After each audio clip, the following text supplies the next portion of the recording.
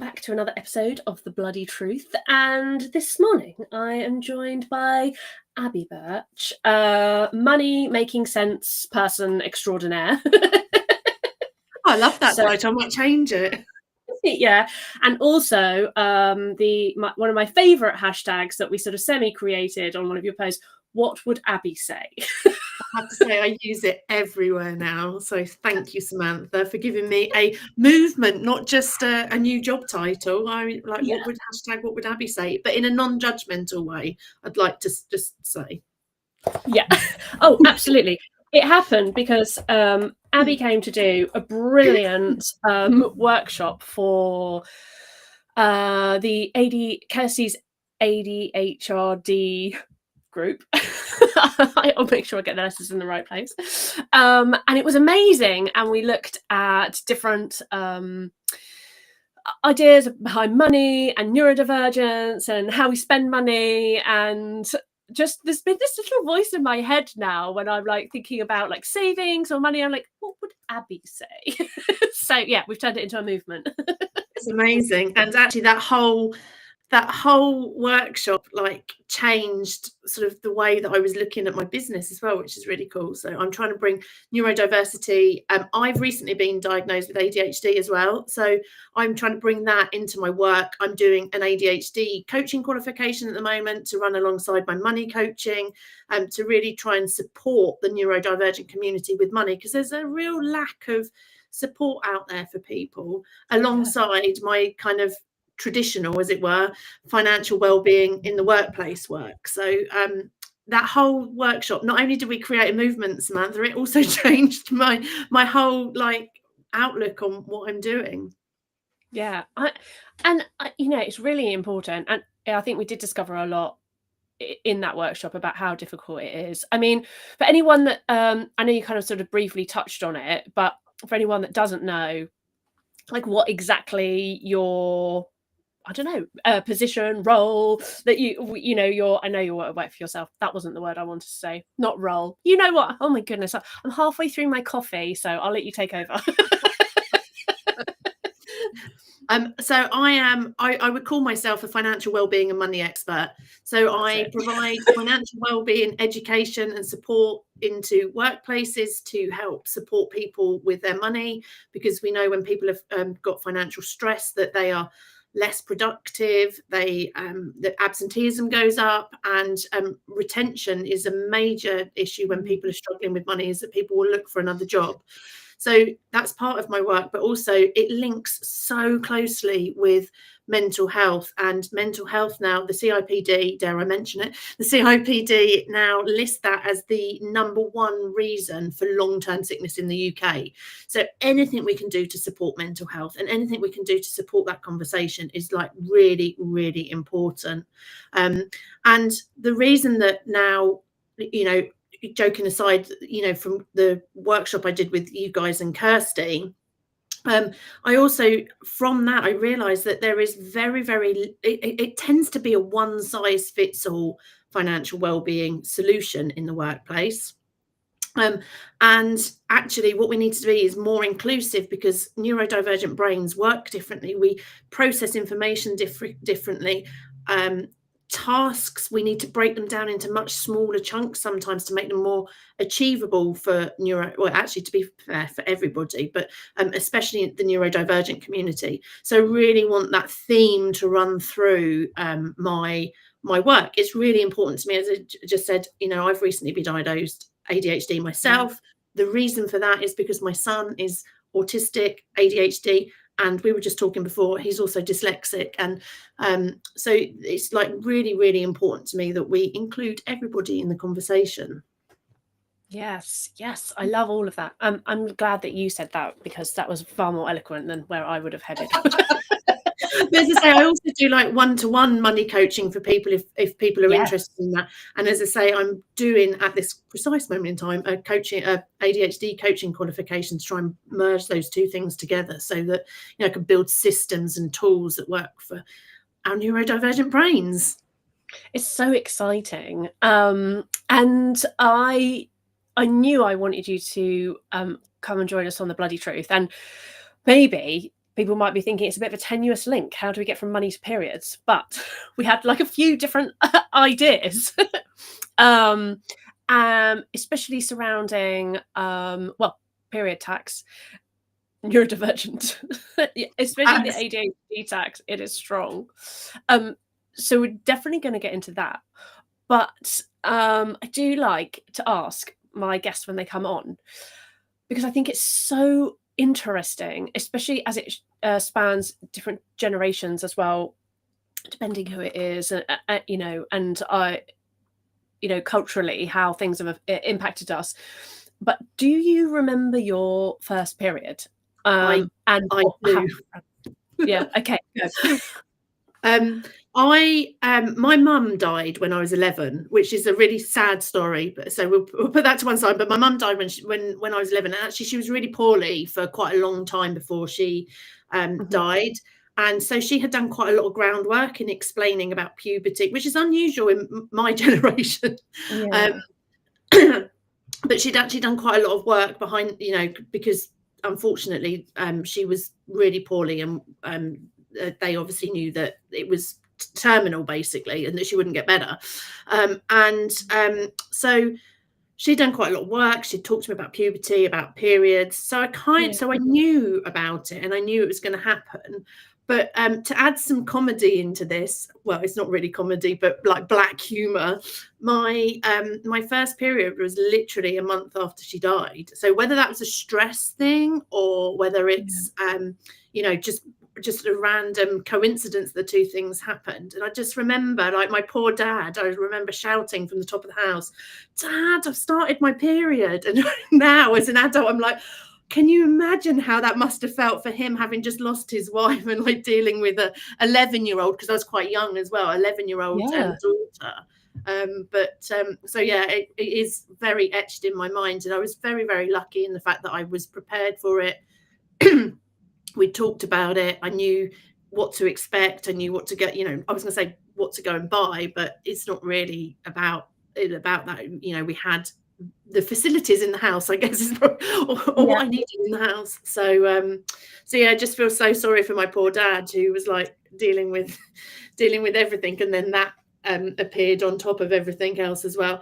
But it was actually quite a hard time, because I was the first person in my school or in my class to get their period, and I was teased relentlessly for it. I remember like being chased around the school field, being called period girl. Oh no! Yeah. Oh, you'd be welcome in my club, period girl and period princess. Absolutely. I'm now proud of it. Actually, I'm now the other end of it. Like, yeah. Oh, bless your mum. Again, Samantha. Yeah. Yeah. Wow. I love that she did all that groundwork to make sure that you felt like you knew what was going to happen in your body, and you felt prepared. And that's really sweet, of all the things, to sort of prepare you for in life. Absolutely. That's very sweet. And it's really interesting, because I don't feel any trauma, around it. Yes, I remember it. Yes, and looking back, I can laugh at the whole situation from both perspectives. So, but I wasn't traumatized in the slightest. It was literally, Dad, like, this has happened, which I think is really, like you say, is a really healthy way that was obviously spoken about quite a lot, and this is just a normal thing. But the good thing is that I've got a 10-year-old son now, and school do a lot of that preparation. But they still get taken out. I don't know if you know this, Samantha, they still get taken out into separate classrooms to talk about it, which is really interested in 2026, isn't it? Or 2025. I'm wishing my life away. That is. And I hope at some point that they join, like, even for sections of things. But I think that they're missing a trick there, really, if I'm honest. He is. I mean, to be fair, he is fully aware of it. They've done, they've covered it at school. It's not like it's completely separate, and you don't speak about what the girls have spoken about and vice versa. It's just that they do it separately. The boys and the girls are still have their HSE separately when it comes to. And it goes to like create, I think, that's where that kind of like taboo starts, like, oh, you're not supposed to talk about these things, like we've been separated for some reason, and even if it's like a really like latent feeling, like memory, it still creates that like, oh well, we were separated for a reason, we're not supposed to have that conversation. And I think it would be helpful. And um I I do wonder of those impacts, like when we grow up then, and we're trying to have that conversation in relationships, especially early ones. I think that it's difficult. By the time you sort of reach like your mid-30s, 40s, I mean, most of us have been, asked our partners to go to the supermarket and grab something for us. And I think, by that point, there's not, it's reduced quite a lot. Couples have had children together, so you see each other in all just thinking kinds of as you're like, saying that, like the trauma that goes with that. yeah. So but in the sort of formative, in early relationships, I don't think that makes it any easier to have those conversations. No, I've been quite lucky. My husband's always been fairly, open about it, not worried about talking about it or going to the shops, or, all of those kind of conversations. So I've been lucky in that sense with him, for sure. Yeah. So let's get into period tax, because Yeah. I thought this was a really interesting. I mean, there's a lot you see a lot now. There's a lot of movements that go to help support period poverty, not just overseas, but here in this country again. And actually, shockingly, if anyone's heard of the Bloody Truth, sorry, not the Bloody Truth, Bloody Good Period, was a charity to help period poverty in the UK. They have just folded. So Oh, that wow. is a bit shocking, because that speaks volumes to where we are in the world as a society, now that they weren't able to continue doing what they're doing for whatever reason. So I just got an email about it the other day, and I was like, gosh, that is makes me a little bit worried about why that has happened. They said that they couldn't say too much about that, what the reasons behind it, but yeah, they're going through the process to. I can't remember. There's an official word when a charity dissolves, but yeah. So, talk us through your thoughts on it. Yeah, so I guess the first thing to say, because I've had a bit of backlash about this with ADHD tax recently on social media, PMS tax is not a real tax. Rachel Reeves will not be standing up and talking about it. It is the perceived additional cost due Yes. to a particular circumstance. So in this case, as we said, it's PMS periods, the cost. Now, there are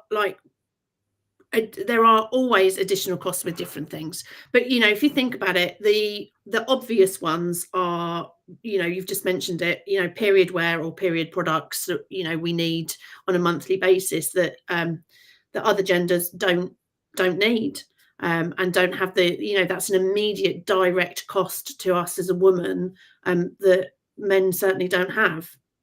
And then you mentioning about period poverty, there are, it's a cost that you have to find to really be, I'm just like the to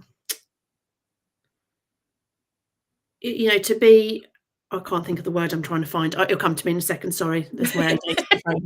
This is a safe place to forget words. Period, But it's also perimenopause, things like neurodivergence.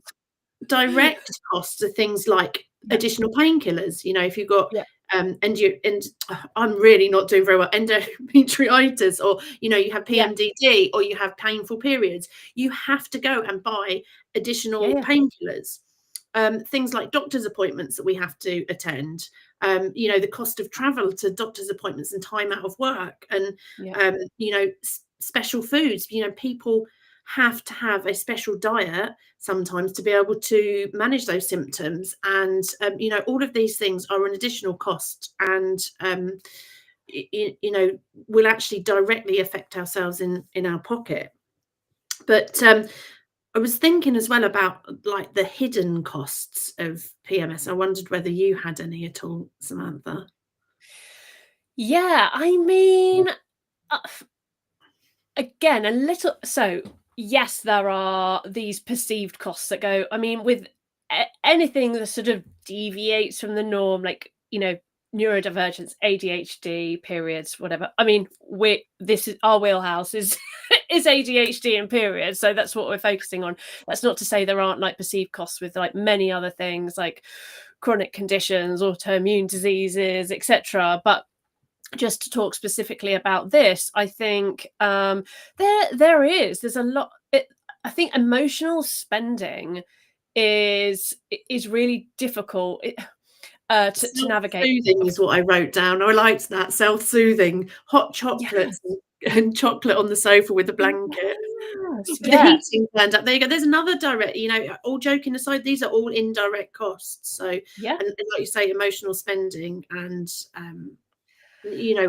the things that we need to self-soothe, and that might not just, I mean, I've mentioned food and drink because that's obviously very important to me, and chocolate.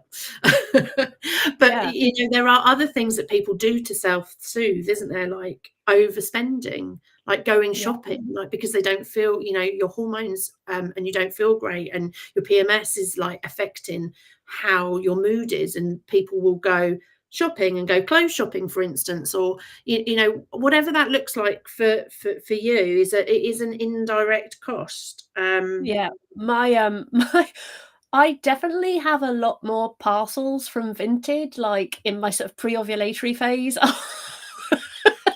Because there's just that I'm quite strict on my social media boundaries. I very rarely scroll ever. Maybe I might have like a once or twice a month, but if I need that urge to scroll, I might find myself on Pinterest, or because it's slightly less like it doesn't quite suck you in quite like reels do. Looking at recipes on Pinterest or Vinted, and I kind of get my scrolling fix on Vinted, but then I find stuff and my willpower to like not buy it is definitely less. And also ADHD, so impulsivity. And I think you've got two quite you've got emotional dysregulation coming at you in two different ways. But I mean, all joking aside, that it is an additional cost that we are sort of subjected to, and it's not as simple as just saying, well, don't do that then. Because there's a lot more that goes along with it, I think. Absolutely, and it's really interesting you pick. We'll stick with ADHD and hormones, like you say, because that's kind of where we're at the moment. But it's interesting, and like you say, there'll be other conditions like autoimmune disease that are affected by our hormones, or like on a month Yeah. by month basis. But if you take ADHD, you'll be able to explain it more than I can. But things that are normal everyday traits of ADHD, like impulsive spending, potentially can, be affected by your hormones and make that even harder to manage, especially if you're trying to, as I say, self-soothe and trying to make yourself feel better. That these, ideas that you might normally be able to say no to become more difficult. And you'll be able to explain which phase that is in better than I can. Yeah, and this is why I think these conversations are always really interesting, because I mean, I can shape any subject and talk about our hormones in it. But it is really interesting. And again, this goes to also I also go to caveat. Sorry, it is cycle day 4, so like words, they're challenging today. Words are challenging for me every day. Well, but I did remember to match my lipstick to my top, so not all is lost. Yes, the one size does not fit all, and I always caveat that. Like, what one person, there's a saying, if you've met one neurodivergent person, you've met one neurodivergent person, and the same goes for our menstrual cycles. They're also unique, and they're shaped by who we are, our personality, our lived experience, our conditioning, etc. And you would, if you had to take a guess, I think probably would expect to see like more difficulty with emotional regulation in the premenstrual phase, and also the phase of menstruation. But for some people, the peak of energy with the rise of estrogen in the second half of the cycle can also create some sort of dysregulation, because it becomes really overstimulating and overwhelming. So that is to say, there might be different times, maybe times where you don't think are obvious, where emotional spending could like lend itself, because it's a form of like comfort, isn't it? Yeah. Like, and also again with the impulsivity, I mean, it's just not as simple as saying not don't do it. The other thing is people with ADHD are 3 times more likely to experience PMDD, which is not just bad PMS. It can be so severe, create complete anxiety, emotional turmoil, rage. And I think, again, like that is another thing that can lead into like our spending habits, and how we're trying to control and manage ourselves in life. And I've never seen this before. I was watching the telly the other day and the adverts came on. First time I've ever seen it was like yesterday. I don't know if this has been around for ages and I've just been living under a rock. But an advert came on and a little button came up, because we've got an Amazon Fire Stick. A little button came up and it said, I don't know, it was washing powder or something. It said, add to basket. And I was like, no, is this like, have I just not seen this before? Has this been going on for ages? But I tested it, and you can, from the TV or like from the Fire Stick remote, you can add that item on the advert to your basket, your Amazon basket. I was like, what is that? I mean, maybe convenient, but so easy to add unnecessary things into your basket. I don't know how I feel about it. And I can't remember if I spoke about it. I probably did, because it's something I talk about a lot. It is so easy for us to spend money now, and Yeah, organizations and companies are making it easier and easier and easier. And that's kind of how they want to make money, isn't it? To make it as frictionless as possible. And, for everybody, the thing that I talk about a lot is adding friction back in.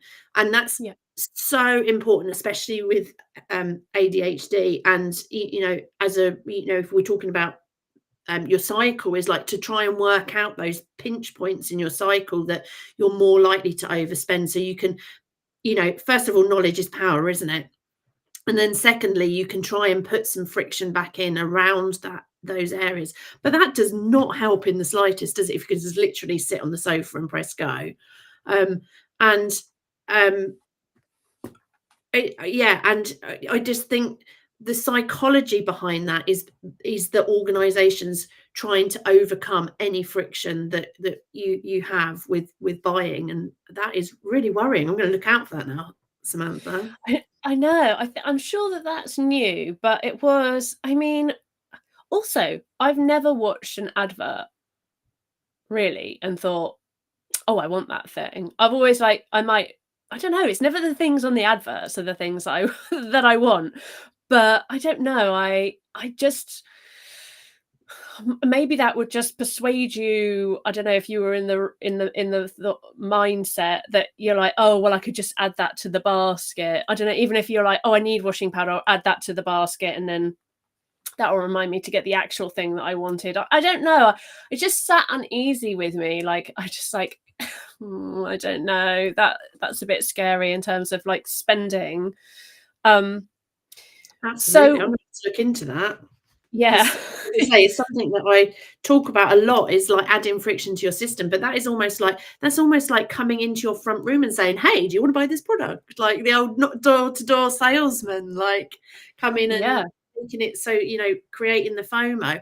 And actually, interesting, talking about FOMO, I was talking yesterday around like how things are designed to make us want to spend our money, because it's Black Friday this week.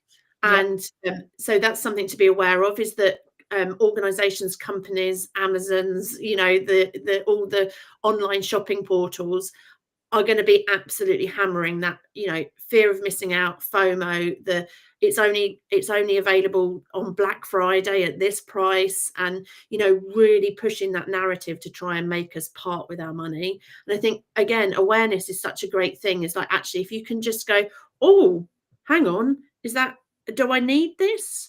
Can I like wait 24 hours? I think, as I say, adding friction, and what I mean by adding friction is, maybe if you're likely to overspend, and again, I don't know how this works with the TV, but let's go with, if you're likely to overspending a certain phase or at a certain time of the year, or if you're ADHD triggers, then delete your cards from the internet, from the Amazons, from the Vinted, from the, make it so that you physically have to go and get a card. Because the other thing is human nature, and again, this is made even bigger by ADHD, is that if we've got to actually get up and go and do something, then the desire is likely to be less for that product, for that service, so if you can add those kind of frictions in, delete from your watch, and not have that available to you. I mean, in extreme cases, I've spoken to people about, giving your card to somebody else, that you actually physically have to go and ask for it. Waiting the 24 hours. I don't know if you've ever heard of the 24-hour rule. Yeah. So, put something in your basket, walk away for 24 hours. If you still want it the next day, then buy it. With Black Friday, use, have you heard of Camel, Samantha? No. So Camel is a website where you can check the price on Amazon for the last few weeks, months, to see, whether what you're actually buying is a deal, or whether it's been wrapped up as a deal, but actually it's been cheaper in the past. So that's a really good way to do that. And then the other thing with regards to, if you know that you're prone to overspending, or, trying to make yourself feel better, is to actually set yourself up a pot of money to be able to do that with. So we talked about, creating a plan for your money, and actually working out before you get paid where every bit of your money goes. Is actually maybe set up a pot, rudely called the IT fund, where you can just go, sod it, I'm going to go and buy that, and you've actually got the money already set aside to be able to indulge in those spontaneous purchases, because they do give us the dopamine, they do make us feel better, but also in a way that's controlled, that that you're not sacrificing your future financial self. Because we need to be really careful that what we're doing today doesn't then lead to buyer's regret, first of all, but also like that it's going to get us into more trouble, because then that will affect our mental health. And then that has a knock-on effect the next month with hormones. And you can end up in this cycle where you're self-soothing and buying and then regretting, and then that affecting your mental health. And, dealing with money and dealing with, period symptoms are 10 times more difficult when you've got poor mental health. We know the two things are really linked, and poor mental health makes it more difficult to manage your money, but also, mental health, struggling with your money can actually affect your mental health. So the feelings associated with that as well, anxiety and, worry, not being able to sleep properly, all of these things can actually then have a direct effect on your mental health. And again, that's exactly the same with your hormones, your period, all of these things are interlinked ultimately, aren't they? They are. One indirect cost I thought of yesterday was around, if you struggle with endometriosis, I cannot say the word today, sorry. Endometriosis. Thank you. Or, PMDD, you might not be able to work, and that will have a real direct impact on income. And, it's not, again, it's something that's not thought about. If you've only, if you're self-employed or you don't get sick pay, these things can really, really affect your money. So it's just about being aware of them, isn't it? And putting things in place that, track it like you would. I know I'm preaching to the converted here, but tracking your cycle, working out what the triggers are and being aware of those, and then putting things in place that will help you to overcome them. Yeah, I think that's such a good idea. We had Kelly on, Kelly Swingler, a couple of weeks ago, and she talked us through her journey with endometriosis and adenomyosis. and she's just been through, she's had a hysterectomy. She's got an amazing TikTok that talks all the way through it. And I know, and she spoke to us about, how it's been really difficult, her life with time off and illness, and, the impact is significant and severe in a lot of cases. I have also just been diagnosed with endometriosis. I was like, oh, good. That's what that pain has been. So I'm very aware of the implications now of what that means. And I would say for anyone out there, because I thought it's not that bad, the pain isn't that bad. I said to my friend, sometimes when the pain's quite bad, it like hurts to stand or walk, and she's like, let's have a look at this, what you just said, like objectively, because not being able to or it hurting when you walk, well, that's probably quite significant. And I was like, okay. She's like, get on the waiting list for the operation, because it takes on average I think it's 18 months for that process to for you to, after being on the waiting list to go through the initial stages. So I was like, okay, I'm going to do that. But that was a massive side quest. But there are so many impacts and challenges that come along with having these hormones, various states of pain and discomfort and difficulty with emotional regulation, and that impacts so much. But I think spending is, when we're already living through I don't know if it's just a cost of living crisis. I just think it's just cost of living standard. There's no crisis anymore, it's just difficult. And trying to make space for ourselves to sort of survive in the world, and pay for the things that we need, and I think that's where tracking and charting and knowing and being able to anticipate those things in advance can be so helpful to navigate the challenges. And I sort of know I you get to perimenopause, and then that all just goes out the window, and it's like, yes, and that is really hard then to manage, because you may have had a cycle that you could predict, but actually that might all change, and that your hormones can be all over the place. So certainly at my age now, it would be remiss of me to not mention that. But yeah, so something that you feel that you're really in control of, I guess, for like the majority of your adult life, suddenly all the rules are just ripped up and thrown away, and your feelings, your mental health, the anxiety, all of these things can change completely. And I guess it's probably just as important to keep tracking at that point different parts of your cycle, whatever that looks like, to see whether there are, again, triggers that may make you more inclined to spend your money. And which also, to be fair, I'm not saying not to spend your money. We joked at the beginning, like, what would Abby say? What would Abby say is like to make sure that you can A, afford what you're doing, and B, that it's something that you're not going to regret tomorrow, that your future self is going to be grateful for, rather than saying, oh no, you can't spend any money, because actually it's, in some respects it can be healthy, can't it? A spa day at the right time of the month may very well make you feel $1 million, and that's well worth the money. But if you're then having to choose between that and feeding yourself and going to the grocery store, then maybe a different choice, like something, a different choice might be more appropriate. And I joked about Vinted earlier, but actually Vinted has been one of my swaps I think that has helped, because I set myself like a £10, like an item can't be more than £10. That's kind of just like the rule that I have. But some people just don't know the value of what they're saying. I've got some amazing things for like a tenner, and if it doesn't fit, it's not the end of the world. I also tend to only buy from brands where I know like what the sizing is and how it fits.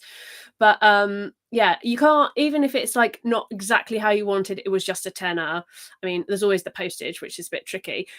You get the kind of dopamine hit of shopping and the scrolling and the hunt for the thing. it does fall down a little bit because you know when there's a good item that comes on and you just know when it's going to be snapped up. So you feel all the like, oh, I've got to have it now, I've got to do it now.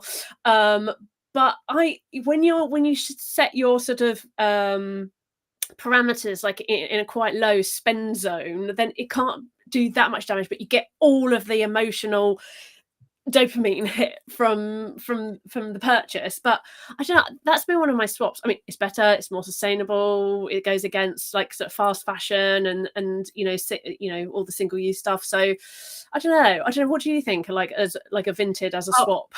Absolutely. And I think that's a really, really good example, Samantha, of actually looking at and having a plan, isn't it? Like actually looking at what you spend, where you spend it, when you spend it, as I said, and actually planning ahead for that. So it's not like, although it still will feel like instant gratification, you've actually got something in place to be able to support that, whether that be a swap like that, which is a really great swap, whether it be the 24-hour rule that you put something in and you never buy it for 24 hours, giving your card to somebody else, or whatever that looks like for you.